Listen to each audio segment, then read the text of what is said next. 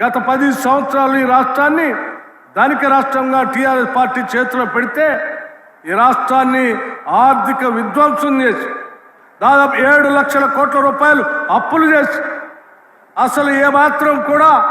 ఆ వచ్చిన ప్రతి ఆదాయం అప్పులు కట్టడానికే సరిపోయేటట్టుగా ఈ రాష్ట్రాన్ని అనేక రకాలైనటువంటి ఆర్థికపరమైన ఇబ్బందుల్లో పెడితే కూడా మాటిచ్చాం,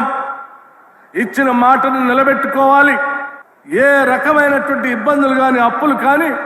మనం ఇచ్చినటువంటి హామీలకి గ్యారంటీలకి అడ్డం రాకూడదని చెప్పి